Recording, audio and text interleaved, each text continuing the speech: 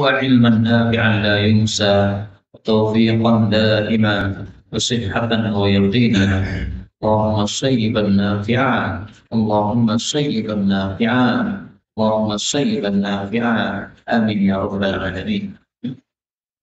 Alhamdulillah kaum muslimin rahimahumullah. Kita lanjutkan pengajian mantan Abu Syuja atau mantan Ghaib wal Taqrib, dan kita masih membahas kitab ibadah. Kita sudah sampai pada kitab zakat. Qala al-muallif rahimahullah ta'ala wa nafa'ana bihi wa bi fid dharain amin. Kitab zakati, kitab tentang zakat. Ketahuilah bahwasanya zakat termasuk dari rukun-rukun Islam yang 5. Dan zakat itu maknanya adalah pembersihan. Disebut zakat karena fungsi dari zakat ini adalah membersihkan harta kita dari kekotoran-kekotoran yang mungkin masuk di dalamnya. Zakat bermakna juga penambahan. Karena dengan zakat maka harta kita akan menjadi bertambah barokahnya. Meskipun zakat itu menyebabkan harta kita berkurang. Orang punya 80 juta, dizakati 2 juta, ya. Tersisa 78 juta. Berarti kan berkurang. Tapi meskipun berkurang zahirnya, tapi sebenarnya berkahnya bertambah, maka disebut zakat karena itu. Kemudian al-amwal allati tajibu fiha zakah, harta-harta yang wajib padanya zakat. Tajibu zakatu, wajib zakat fi khamsati asya'a, pada 5 perkara saja. Wahia, yaitu adalah 1, al-mawashi, ternak. Yang kedua, wal asman, dan mata uang, yaitu maksudnya emas dan perak. Kemudian yang ketiga, as-suru, tanaman-tanaman. Yang keempat adalah al-thimar, buah-buahan. Yang kelima adalah urudut tijarah, barang-barang perdagangan. Dan 5 ini bisa diringkas menjadi 4. Yang pertama adalah ternak, yang kedua adalah mata uang, emas perak, kemudian yang ketiga adalah apa yang keluar dari bumi, ya, baik itu berupa tanaman maupun buah-buahan. Ini bisa dijadikan dalam 1 nomor. Nah, kemudian yang keempat adalah barang-barang perdagangan. Meskipun ini tetap ada khilafiyah, perselisihan pendapat di antara para ulama, tapi kita sekarang lagi mempelajari mazhab Syafi'i. Dan di sini mazhab Syafi'i sesuai dengan mayoritas para ulama bahwa 5 hal ini semuanya wajib dizakati. Saya jujur, sebagian kecil ulama berpendapat bahwa barang dagangan tidak ada zakatnya. Tetapi ini pendapat yang sangat-sangat lemah, karena nanti sebagaimana akan kita tampilkan dalil menunjukkan wajibnya zakat perdagangan. Nah, dari pembahasan ini kita ketahui bahwa selain dari 5 harta ini berarti tidak wajib zakat. Misalnya seseorang punya mobil banyak, apakah ada zakatnya? Ya nggak ada. Sebagian orang salah paham, dikira kalau beli mobil itu wajib dizakati. Nggak ada zakat mobil. Anda beli mobil karena perlu mobil, silahkan beli, nggak ada zakatnya. Karena sebagian orang itu bertanya, ya, ini mobilmu sudah kamu zakati belum? Kamu beli mobil ini. Kamu beli motor ini sudah kamu zakati belum? Kamu beli rumah sudah kamu zakati belum? Rumah kok dizakati, mobil dizakati, motor dizakati, nggak ada dalilnya. Tidak termasuk 5 ini. Kamu dapat warisan, warisannya berupa tanah, tanahnya sudah dizakati belum? Nggak ada zakat tanah, nggak ada. Kecuali kalau tanahnya untuk diperjualbelikan, nah itu baru termasuk zakat perdagangan. Kemudian di sini beliau merinci mawashi atau ternak itu apa saja. Beliau mengatakan, fa'ammal mawashi, adapun ternak-ternak, fatajibu zakatu, maka wajib zakat fi thalathati ajnasin minha, pada 3 jenis saja dari ternak. Wahia yaitu adalah satu al-ibil, unta-unta. Dua wal bakor, sapi-sapi. Tiga wal ghanam, kambing-kambing. Jadi tidak semua ternak wajib zakat. Ternak ayam, nggak ada zakat ayam. Ternak angsa, nggak ada zakat angsa. Ternak mentok, nggak ada zakat mentok. Bagaimana kalau ternak kerbau? Nah, kerbau itu para ulama sepakat atau ijma' bahwa hukum kerbau sama dengan sapi. Maka siapa yang ternak kerbau berarti dia wajib zakat sebagaimana zakat sapi. Sebagaimana juga dalam masalah kurban, boleh kita kurban Idul Adha dengan sapi, maka boleh juga dengan kerbau. Terus untuk berapa orang? Ya untuk 7 orang, sama dengan sapi. Mirip, karena ini sudah apa? Disepakati para ulama. Ternak labut, nggak ada, zakat labut nggak ada. Ya, hanya 3 ini saja yang dizakati. Kemudian beliau mengatakan wasyara itu dan syarat-syarat wujubiha wajib zakat ternak sittatul asya 6 perkara. Yang pertama adalah al-Islam, beragama Islam. Yang kedua adalah wal hurriyah, merdeka. Yang ketiga adalah wal milku tam, kepemilikan yang sempurna terhadap harta tersebut. Yang keempat adalah wan nisabu, harta sudah mencapai nisab. Yang kelima adalah wal haul, sudah berlangsung 1 tahun. Yang keenam adalah wasaum, hewan itu adalah hewan yang dibiarkan merumput sendiri, bukan yang di kandang. Kalau yang di kandang maka tidak ada zakatnya. Syarat pertama adalah Islam. Artinya kalau ada orang kafir tidak ditarik zakat. Orang kafir disampaikan kepada mereka kewajiban masuk Islam. Kamu kalau ingin masuk surga, masuk Islam. Jadi tidak ditarik zakat. Seandainya kita punya tetangga kafir, nah, kemudian kita sebagai amil zakat diangkat oleh khalifah, kita tidak usah narik zakat dari orang-orang kafir, meskipun kaya raya, hartanya sangat melimpah ruah. Bahkan mungkin dia mengatakan silahkan tarik zakat dari saya. Nah, maka kita jawab, kamu tidak wajib zakat. Yang wajib bagi kamu adalah kamu masuk Islam. Kalau kamu masuk Islam nanti saya tarik zakatmu. Tapi meskipun demikian, orang-orang kafir ini nanti di akhirat akan disiksa oleh Allah gara-gara tidak sholat, gara-gara tidak zakat, gara-gara tidak puasa, dan semua syariat Islam yang lain orang kafir tidak melakukan itu nanti di akhirat akan disiksa oleh Allah Subhanahu wa Ta'ala. Sebagaimana dalilnya dalam Al-Quran, Allah mengatakan, "Masalakakum fi saqar." Kenapa kalian itu masuk neraka saqar? Qalu lam naku minal musallin. Mereka menjawab, kami tidak sholat. Jadi meskipun orang kafir itu belum wajib sholat, artinya kita tidak menuntut orang kafir untuk sholat. Mereka dituntut satu aja, masuk Islam. Tapi meskipun demikian, mereka tetap dosa karena tidak sholat. Buktinya ayat ini. Disiksa oleh Allah nanti. Kamu dulu tidak sholat, disiksa. Kamu dulu tidak zakat, disiksa. Kamu dulu tidak puasa, disiksa. Kemudian syarat yang kedua, merdeka. Berarti budak tidak wajib zakat. Kenapa? Budak itu tidak menguasai dirinya sendiri. Apalagi hartanya, dia tidak menguasainya. Maka hartanya budak itu adalah hartanya majikannya. Sehingga tidak wajib zakat dia. Kemudian kepemilikan yang sempurna. Artinya barang yang kita miliki ini adalah mutlak milik kita, tidak ada kaitan dengan orang lain. Kalau ada kaitan dengan orang lain, itu berarti bukan milkut tam. Contohnya, barang yang kita gadaikan. Kita utang kepada seseorang 10 juta misalnya. Ada barang kita gadaikan. Nah, barang yang kita gadaikan misalnya kalung emas atau cincin emas. Nah, itu memang milik kita itu. Tapi kepemilikannya tidak sempurna karena berkaitan dengan orang lain. Kalau kita tidak bisa melunasi utang kita pada jatuh temponya, pada waktu temponya yang sudah ketika waktu pelunasannya, maka berarti barang itu nanti harus kita jual untuk melunasi utang tersebut. Nah, itu berarti bukan milik utang, bukan kepemilikan yang sempurna. Tapi kalau sudah harta itu milik kita sempurna, artinya betul-betul milik kita, nggak ada kaitannya dengan orang lain, memiliki harta tersebut, berarti itu adalah wajib zakat. Kemudian mencapai nisab. Nah, nisab itu adalah suatu batas tertentu di mana harta kalau sudah mencapai batas itu dia wajib zakat. Itu namanya nisab. Nah, nisabnya masing-masing tentu saja berbeda-beda.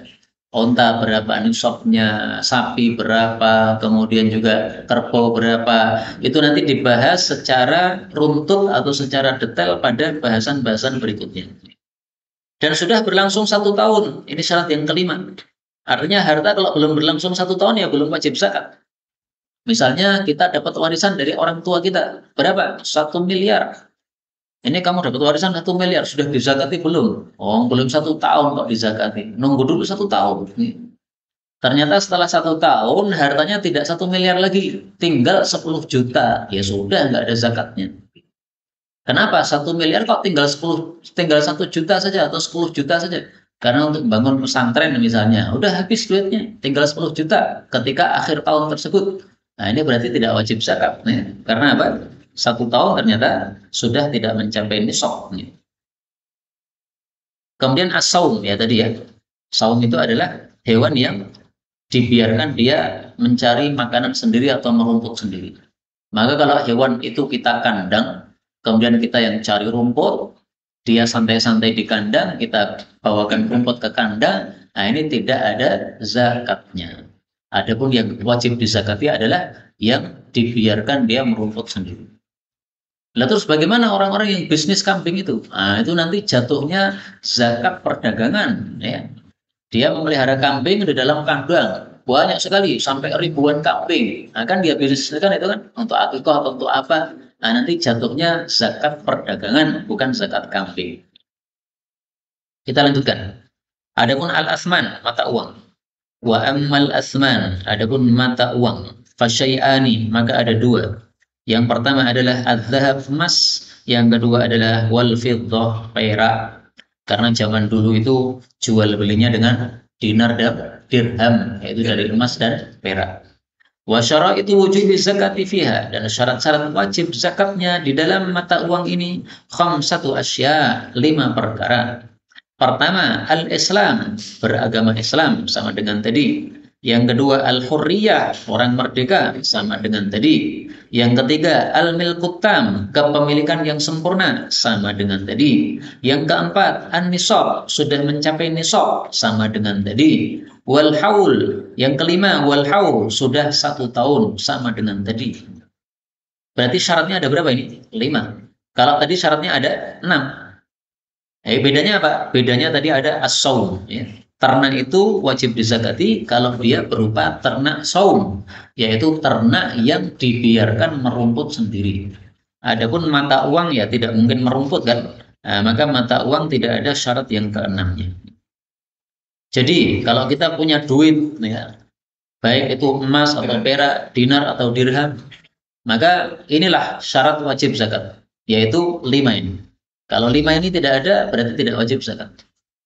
Nah sekarang mata uangnya bukan emas atau perak, tidak pakai dinar, tidak pakai dirham kita, tapi pakainya dolar atau real atau rupiah, sama saja, hukumnya disamakan. Nah disamakan dengan apa? Disamakan dengan emas atau peraknya. Di sini rata-rata ulama menyamakan dengan emasnya. Kenapa? Karena perak ini dari zaman dulu sampai sekarang ini perubahannya sudah sangat drastis nilainya. Adapun emas ini perubahannya tidak begitu banyak. Zaman dulu di masa Nabi SAW, orang beli 1 kambing dengan uang 2 dinar atau 1 dinar. Sekarang kambing masih senilai sekitar itu. 1 dinar sekarang kan sekitar 4 juta. Nah kambing juga segitu. Kambing-kambing kibas maksudnya. Kalau kambing-kambing yang biasa kita beli, kambing Jawa mungkin lebih murah lagi. Nah maka mata uang dinar ini lebih stabil, sehingga mata uang yang lain oleh para ulama disamakan hukumnya dengan nilai emas, sehingga nanti nisabnya ngikuti nisab emas ya. Nisabnya emas berapa, maka nisabnya duit, nisabnya rupiah, nisabnya real, nisabnya dolar itu disamakan dengan nilai emas, bukan nilai perak. Nah, kalau mau disamakan nilai perak ya monggo kerso, karena apa? Berarti lebih sedikit jumlahnya itu sudah wajib zakat nanti. Ini menguntungkan orang-orang miskin, nggak ada masalah. Kemudian beliau mengatakan az-zuru', ya, ternak apa tanaman. Wa amma az-zuru' adapun tanaman, fatajibu zakatu maka wajib zakat fiha di dalamnya bi thalathati syara'id dengan 3 syarat. Yang pertama, ayyakuna bahwasanya tanaman itu mimma yazra'uhul adamiyun, termasuk apa yang ditanam oleh para manusia. Artinya kalau tumbuh sendiri, apa namanya? Tanaman-tanaman yang biasanya tumbuh sendiri. Nah, ini tidak ada zakatnya. Di Indonesia kita kenal padi. Padi itu tidak tumbuh sendiri, tapi ditanam. Nah, maka padi ini termasuk yang wajib dizakati, ya. Kemudian syarat yang kedua, wa ayyakuna bahwasanya adalah tanaman tersebut qutan, makanan pokok muddakharan yang bisa disimpan. Satu syaratnya makanan pokok, dua syaratnya bisa disimpan. Dari padi kita ambil apa? Gabah. Nah, gabah kemudian dibuat jadi beras. Nah, beras itu termasuk makanan pokok tidak? Termasuk. Berarti memenuhi syarat. Bisa disimpan atau tidak? Bisa, asalkan masih dalam bentuk gabah, awet nanti. Nah, berarti memenuhi syarat. Maka kalau seseorang petani dia menanam padi, ya berarti ada zakatnya karena sudah memenuhi syarat tadi, ya. Syarat pertama ditanam oleh manusia. Syarat kedua, dia termasuk makanan pokok orang Indonesia dan dia bisa disimpan. Lah memangnya ada tanaman yang bukan makanan pokok? Ada. Contohnya tanaman yang ditanam untuk obat-obatan. Nah, itu berarti bukan makanan pokok. Makanan pokok itu yang dimakan setiap hari untuk menghidupi tubuh kita ini. Kalau tubuh kita tidak dikasih itu bisa mati. Jadi definisi makanan pokok apa? Sesuatu yang untuk menghidupi tubuh kita. Itu namanya makanan pokok. Adapun kalau hanya untuk kesenangan lidah kita, itu bukan makanan pokok. Maka kates, kemudian mangga, kemudian jeruk, kemudian anggur dan sebagainya itu bukan makanan pokok kita karena kita memakannya hanya apa namanya untuk kenikmatan saja. Demikian juga yang ditanam untuk obat-obatan, nah, maka itu bukan makanan pokok karena kita memakannya hanya ketika perlu saja, ketika sakit saja. Kemudian syarat yang ketiga, wa ayyakuna nisaban, apabila sudah mencapai nisab, wa huwa nisabnya adalah khamsatu ausukin 5 wasak la kishra laha la kishra 'alaiha, tanpa kulit padanya. 5 wasak itu kalau dibuat ukuran di Indonesia ini 7,5 kintal, ya. Jadi kalau sudah gabahnya itu beratnya 7,5 kintal tanpa kulit gabah, tanpa kulit, maka itulah yang wajib zakat.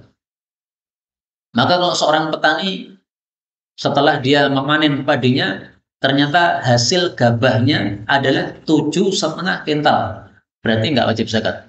Kenapa? Karena kalau dikuliti nanti akan berkurang dari 7,5 kintal tadi.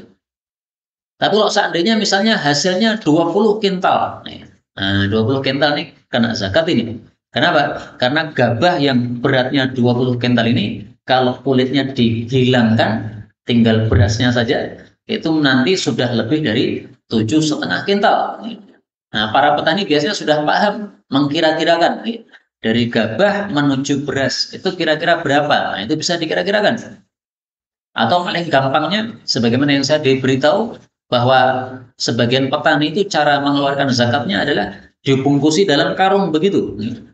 Zakatnya kan kadang-kadang 5%, kadang-kadang 10% kan. Nah, kalau 10% berarti setiap 10 karung diambil 1 karung ini untuk zakat. Nanti ngumpulkan lagi dikarungi sampai 10 karung. Nah, setiap 10 karung ambil lagi 1 karung, ini yang zakatnya. Seperti itu boleh, nggak ada masalah. Karena sudah pasti 10%-nya dari hasil yang dikeluarkan dipanen dari tanaman tersebut. Nah, maka ini kata-kata la kisra 'alaiha, tidak ada kulit padanya, ini perlu digarisbawahi. Karena sebagian orang mengira meskipun masih gabah itulah yang dihitung, bukan itu. Yang dihitung itu berasnya. Kenapa? Karena manusia ini makan berasnya. Kulitnya itu nggak dimakan oleh manusia. Seandainya kita ini adalah ayam, zakatnya nanti ya dihitung plus kulitnya tadi. Karena ayam kan makan gabah, tidak hanya makan beras saja kan. Nah, kita manusia bukan ayam kita ini. Maka karena kita manusia dan yang kita makan hanyalah berasnya tanpa kulitnya, maka otomatis kulitnya tidak dihitung. Oke? Maka 5 wasak ini maksudnya adalah 7,5 kintal ini tanpa kulit. Kemudian asimar, buah-buahan. Wa ammas simar, adapun buah-buahan. Fatajibuz zakatu, maka wajib zakat. Fi syai'aini, pada 2 perkara saja. Minha, dari buah-buahan itu. Yang pertama adalah samaratun nakhli, buahnya pohon kurma, berarti ya kurma itu. Yang kedua, wa samaratul karomi, dan buahnya pohon anggur, ya berarti anggurnya itu. Setelah dibuat kismis, ya dibuat apa? Anggur kering. Wa syaraitu wujubi zakati fiha, dan syarat-syarat wajib zakat padanya arba'atu asya, 4 perkara. Yang pertama al-Islam, dia harus beragama Islam. Maka kalau dia kafir tidak wajib ditarik zakat. Syarat yang kedua wal hurriyah, dia orang merdeka. Maka kalau dia budak tidak ditarik zakat. Yang ketiga adalah al-milkut tam, kepemilikan yang sempurna. Maka kalau kepemilikannya tidak sempurna tidak ditarik zakat. Kemudian yang keempat adalah wan nisab, sudah mencapai nisab. Nisabnya berapa? Sama dengan tadi, yaitu 7,5 kintal. Jadi nisabnya buah-buahan sama dengan nisabnya tanaman atau biji-bijian. Jadi yang dimaksud tanaman tadi maksudnya apa? Biji-bijian. Kurma ini sama dengan anggur ini. Ini maksudnya dihitung kismisnya atau setelah keringnya. Kurma juga begitu. Kurma kalau masih di pohon itu kan namanya rutok, masih basah itu. Nah, kemudian setelah itu dipanen, dikeringkan. Setelah kering baru kemudian biasanya dijual di pasaran itu. Yang kita orang Indonesia biasa beli kurma pada bulan Ramadan, yaitulah kurma kering. Nah, seperti itu yang dihitung. Itu sudah dikeringkan kan? Nah, itu kalau sudah sampai 7,5 kintal, itu wajib zakat. Demikian juga anggur. Anggur biasanya setelah dipanen supaya awet, maka dibuat kismis, jadi kecil-kecil itu. Kalau udah jadi kecil-kecil kismis itu, sudah awet itu. Sudah bisa disimpan itu. Nah, maka itulah yang wajib zakat, yaitu 7,5 kintalnya. Yang dihitung kismisnya, bukan anggurnya. Seandainya kita punya anggur, kita timbang, timbangannya 7,5 kintal. Nah, ini belum wajib zakat. Kenapa? Karena kalau dibuat kismis nanti akan mengkeret, akan kurang dari 7,5 kintal. Tapi kalau setelah dibuat kismis, ternyata beratnya 7,5 kintal. Nah, di situ wajib zakat. Nah, kita nggak pernah tahu ya, dari anggur menjadi kismis ini biasanya berapa persen itu, apa turunnya itu. Karena kita bukan orang-orang yang menggarap anggur tersebut. Kemudian urudut tijarah, barang-barang dagang, perdagangan. Wa amma urudut tijarah, adapun barang-barang perdagangan. Fatajibuz zakatu, maka wajib zakat fiha, padanya, fi syara'id al-madhkurah, dengan syarat-syarat yang sudah disebutkan tadi, fil athman, pada mata uang. Jadi zakat perdagangan sama dengan zakat mata uang. Sehingga kalau nilai dari zakat perdagangan itu sudah seperti emas, mencapai nisabnya emas, maka berarti sudah wajib zakat. Nah, nisabnya berapa sih? Itu nanti dibahas pada pembahasan berikutnya, Pak. Jadi ini kita baru membahas tentang syarat-syaratnya saja. Sehingga detailnya nisabnya berapa itu nanti akan dibahas pada bab-bab berikutnya. Maka sengaja tidak saya sebutkan di sini. Yang saya sebutkan tadi nisab tanaman karena disebutkan oleh penulis. Maka saya sebutkan juga. Tapi kalau penulis tidak menyebutkan, saya juga nggak akan menyebutkan. Supaya runtut pembahasannya. Zakat perdagangan, apa sih dalilnya? Kenapa mayoritas ulama mengatakan ada zakat perdagangan padahal hadisnya dhaif? Nah, ketahuilah zakat perdagangan itu meskipun hadisnya dhaif, tapi ternyata ada dalilnya dalam Al-Qur'an. Surat Al-Baqarah ayat 267. Ya ayyuhalladzina amanu, wahai orang-orang yang beriman, anfiqu, infakkan, min thayyibati ma kasabtum, dari barang-barang yang halal yang kalian usahakan. Nah, perdagangan itu termasuk kasabtum, termasuk apa yang diusahakan oleh manusia. Karena itu Imam Bukhari menulis judul bab di dalam kitab sahihnya, bab zakat perdagangan. Kemudian beliau menampilkan dalil ayat ini, surat Al-Baqarah ayat 267, ya, menunjukkan bahwa zakat perdagangan sudah tercakup pada kata-kata min thayyibati ma kasabtum. Karena itu jangan sekali-kali mengikuti pendapat yang mengatakan perdagangan tidak wajib zakat. Jangan mengikuti pendapat tersebut, karena pendapat itu sangat lemah. Dan bahkan menurut Al-Imam Ibnul Munzir, pendapat itu menyelisihi kesepakatan para ulama. Dan kalau perdagangan itu wajib zakat, itu masuk akal. Kenapa? Orang dagang itu tujuannya supaya dapat uang. Nah, uang kan ada zakatnya, berarti sama saja dong. Orang dagang itu yang diharapkan bukan barangnya, tapi uangnya. Misalnya saya pulaan lele, apakah saya pengen mempunyai lele yang banyak? Enggak. Saya pengen menjual lele tersebut supaya saya dapat duit banyak. Nah, berarti kena zakat uang karena tujuannya untuk cari uang atau mengumpulkan uang. Maka masuk akal sekali. Kemudian beliau membahas secara terperinci zakatul an'am, zakat ternak.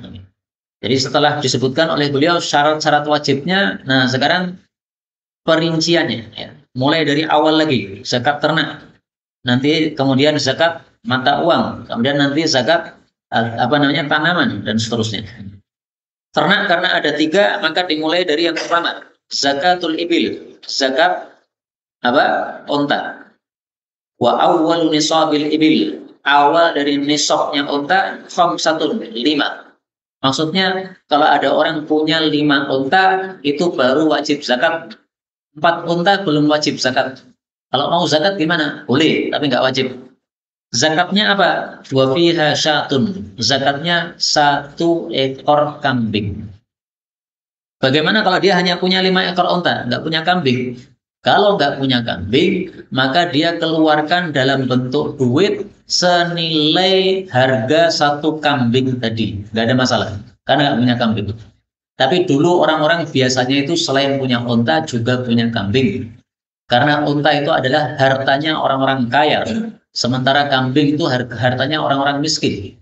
Nah, maka orang-orang kaya biasanya mempunyai unta plus kambing. Tapi kalau orang-orang miskin biasanya punya kambing saja, nggak punya unta. Nah, ini.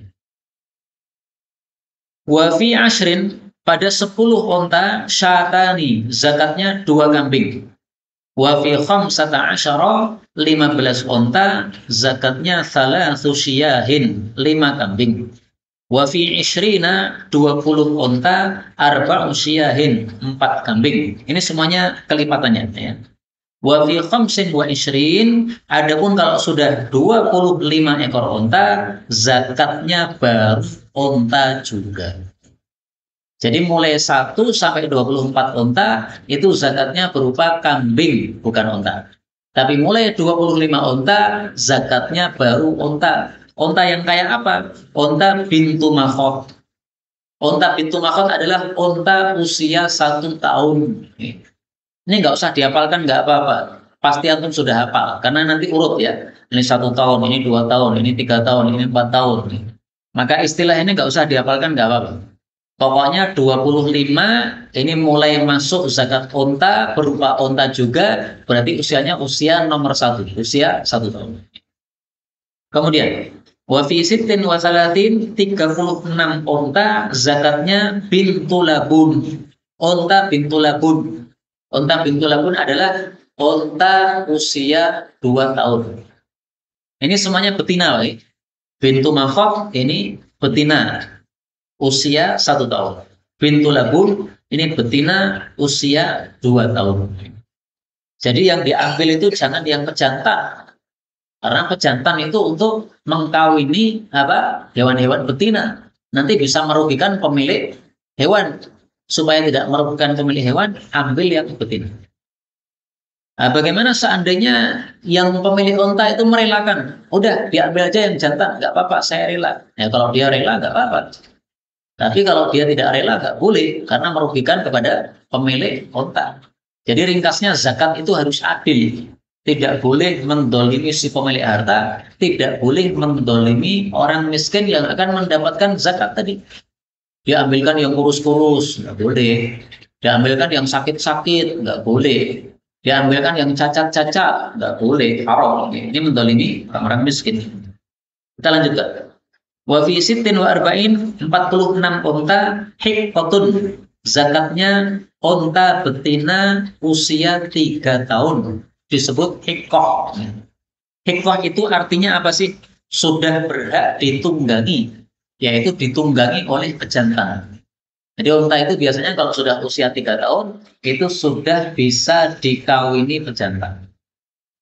Jadi unta itu sudah lebih cepat dewasa daripada manusia. Manusia boleh nikah usia berapa? 17 tahun lagi. Nah, unta kesuwen 17 tahun. Randang-dang di anak oke.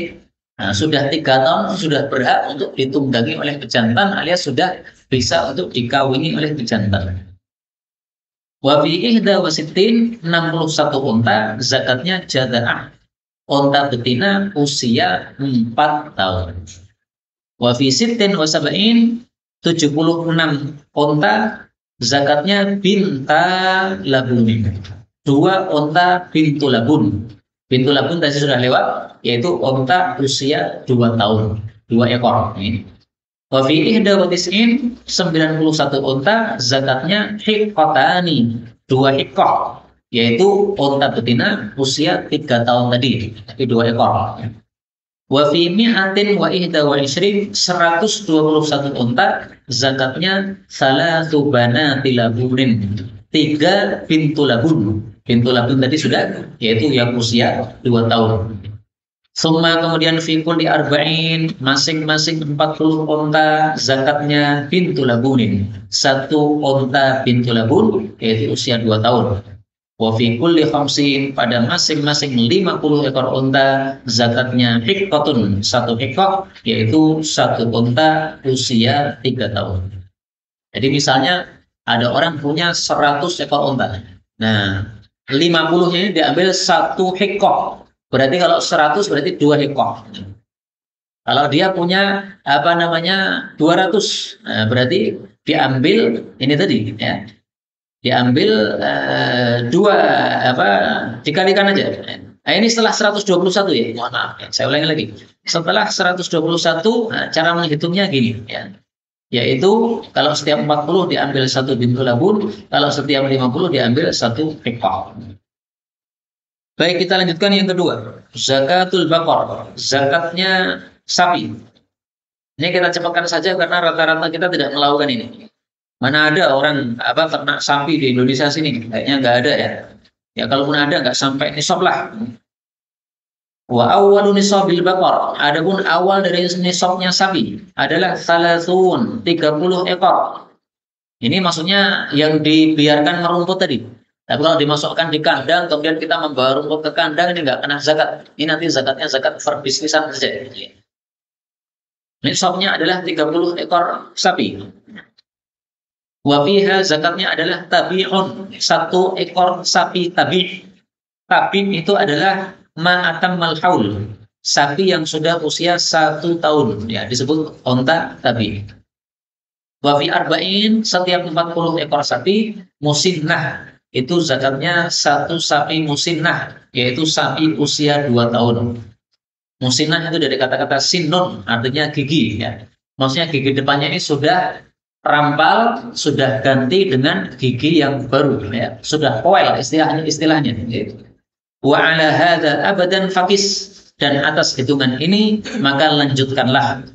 Artinya dikali 30 kali 2 berapa? 60. Nah, berarti kalau 60 2 tabi. Kalau 90 berarti berapa? 3 tabi. 40 kali 2 80. Berarti setiap 80 ini 2 musinnah. 120 berarti 3 musinnah dan seterusnya. Pokoknya kelimpatannya. Kemudian berikutnya zakatul ghanam, zakat kambing. Wa awwalu nisabil ghanam, awal nisab kambing arba'un, 40 kambing. Jadi kalau ada orang punya 39 kambing, maka ini belum wajib zakat. Kalau dia mau zakat gimana? Boleh, tapi nggak wajib. Dia boleh mengatakan kepada amil zakat, ini kambing saya jujur saja 39. Saya belum wajib zakat, tapi saya ingin zakat. Nah, silahkan diambil, nggak ada masalah. Tapi tidak wajib. Dia mau nggak apa-apa. Uang juga begitu. Uang itu kira-kira sekarang ini, masa sekarang ini, nisabnya 75 juta. Nah, ini ada orang punya duit 50 juta, belum nisab. Tapi dia pengen zakat, silahkan. Punya duit 40 juta, pengen zakat, silahkan. Zakatnya berapa? 1/40 dari duit yang Anda miliki. Kalau 40 juta berarti zakatnya 1 juta. Ini keluarkan 1 juta, silahkan. Meskipun belum wajib, tapi dikeluarkan boleh nggak? Boleh, nggak ada masalah. Ya jatuhnya sedekah namanya, latihan zakat. Supaya nanti kalau duitnya sudah mencapai nisab, dia tidak keberatan untuk mengeluarkan zakat tadi. Nggak ada masalah. Kita lanjutkan. Wa fiha syatun, zakatnya adalah 1 ekor kambing. Jadi 40 kambing, zakatnya 1 kambing. Maka ini mirip dengan zakat emas. Zakat emas berapa? 1/40-nya. Zakat duit juga begitu, 1/40-nya. Kamu punya duit berapa? 80 juta. Nah, ini apa namanya? Zakatnya adalah 1/40-nya. Berarti 2 juta. Demikian juga kambing. Kambing 40, maka zakatnya 1 kambing. Berarti 1/40-nya. Jadi cara menghitung zakat harta itu sangat gampang sekali. Duit berapapun juga dibagi 40, itulah zakatnya. Duitnya 1 miliar, ya 1 miliar bagi 40. Nah, 1 bagiannya berapa? Itu yang dikeluarkan sebagai zakat. 1 triliun, sama juga. 1 triliun dibagi 40. Kalau sudah terbagi 40 sama rata, nah 1 bagian ini keluarkan untuk zakat.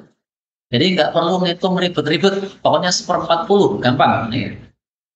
Kemudian, beliau mengatakan, jaza'atun minad dhani, berupa kambing jaza'ah, yaitu usia 1 tahun, minad dhani, kalau kambingnya domba, au saniyatun, atau kambing saniyah, yaitu 2 tahun, usia 2 tahun, minal ma'zi, dari kambing biasa. Jadi kalau kita punya 40 kambing, kambingnya domba. Zakatnya 1 ekor kambing, tapi dipilih yang usia jaza'ah, usia 1 tahun.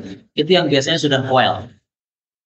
Kalau kambing yang kita miliki kambing biasa, kambing Jawa, berarti pilih yang sudah 2 tahun. Itu yang biasanya yang sudah well. Kemudian, wa fi mi'atin wa ihda wa isrin, 121 kambing, zakatnya sya'ani, 2 kambing. Wa fi mi'atin wa wahidah, setiap 201 kambing, salatu sya'in, zakatnya 3 kambing. Wa fi arba'in mi'ah, setiap 400 kambing, zakatnya arba'u sya'in, 4 kambing.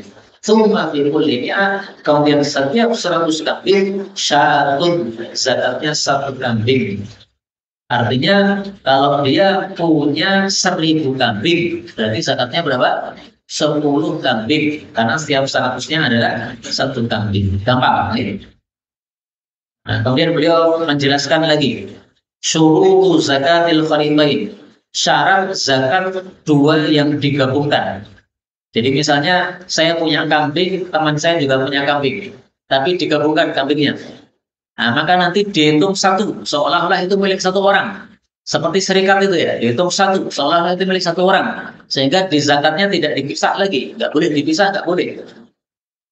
Beliau mengatakan wal fariqan, dan 2 ternak yang dicampur, yuzakkayani, itu dikeluarkan zakatnya zakat al-wahid, seperti zakatnya 1, yaitu yang digabung. Bisa pakai syara'ib, tapi syaratnya ada 7. Syarat pertama, idza kana al-murah wahidan, apabila tempat istirahatnya kambing itu 1. Jadi kambing bermalamnya di mana? Ya, nginepnya atau kandangnya di mana? Itu harus 1. Kalau ternyata kandangnya berpisah 2, ini milik saya, ini milik teman saya, itu berarti tidak memenuhi syarat sebagai sesuatu yang digabungkan. Maka zakatnya tetap dihitung 1-1. Tapi kalau dia itu tempat tidurnya atau tempat berkandangnya ini 1, nah ini berarti memenuhi syarat. Yang kedua, wal masrah wahid, demikian juga tempat untuk persiapan berangkat merumput 1. Mau merumput kan kumpul dulu. Nah, kumpulnya di mana? Kalau tempatnya 1, nah ini berarti memenuhi syarat. Wal mar'a wahidan, tempat merumputnya juga 1 tempat, tidak dipisah 2 lagi. Kalau dipisah 2 berarti tidak disebut gabung. Kemudian wal fahlu wahidan, pejantannya juga 1. Maksudnya pejantannya ditaruh di situ, kemudian dia mengkawini siapapun kambing yang tadi sudah dikumpulkan tadi semau dia. Meskipun itu pejantan misalnya milik saya, tapi karena kambingnya sudah digabung, maka pejantan ini akan mengkawini kambing siapapun milik saya atau milik teman saya karena sudah digabungkan. Wal masyrab wahid, tempat minumnya satu. Wal halib wahid, yang memerah susunya juga satu orang. Tapi ini saya kasih garis bawah karena menurut pendapat yang sahih dalam mazhab Syafi'i, pemerah susu ini tidak harus satu orang. Seandainya saya punya pemerah susu, teman saya juga punya pemerah susu yang lain, maka nggak ada masalah. Pemerah susunya 2 atau 3 atau 4 nggak ada masalah. Itu tidak mempengaruhi hukum gabungan kambing-kambing ini. Jadi yang dihitung apa? Yang dihitung adalah penggembalanya. Penggembalanya harus satu orang. Saya dan teman saya diwakili penggembalaannya oleh satu orang. Saya tidak sempat menggembala karena mengajar, teman saya tidak sempat menggembala karena dia sibuk bertani misalnya. Nah, maka penggembalaannya diserahkan kepada satu orang, ya. Satu orang untuk mewakili 2 kelompok kambing tadi, kambing saya dan kambing dia. Nah, itulah yang dianggap memenuhi syarat. Syarat yang ketujuh, wa mawdhi'ul halbi wahidan. Tempat pemerahan susunya juga satu tempat. Nah, maka itulah yang disebut sebagai 2 kambing yang digabung. Kalau sudah digabung itu nanti hukumnya seolah-olah milik satu orang. Maka seandainya saya punya 20 kambing, teman saya punya 20 kambing, digabungkan jadi berapa? 40. Nah, berarti ini sudah mencapai nisab. Amil zakat datang tidak boleh saya mengatakan ini 20 milik saya, ini 20 milik teman saya. Jadi saya belum kena zakat, teman saya belum kena zakat. Tidak boleh begitu. Kenapa? Karena sudah digabungkan tadi. Tapi penggabungannya syaratnya 7 tadi sudah berlaku semuanya. Apa saja? Tempat istirahatnya satu, tempat kumpulnya satu, tempat merumputnya satu, pejantannya satu, tempat minumnya satu, kemudian roinya atau penggembalanya satu, kemudian juga tempat memerah susunya juga satu. Kalau tidak memenuhi 7 syarat ini berarti belum disebut gabungan. Itu masih sendiri-sendiri. Mungkin hanya bersatu dalam tempat merumputnya saja, tapi kandangnya beda. Atau kandangnya sama, tetapi pengurusnya beda. Kambing saya kambing domba, teman saya kambingnya kambing Jawa. Saya punya pengurus sendiri, kemudian teman saya punya pengurus sendiri. Nah, ini berarti bukan gabungan itu. Meskipun gabungan kandangnya betul, tetapi pengurusannya kan tidak digabungkan, itu berarti bukan gabungan, hukumnya tetap sendiri-sendiri.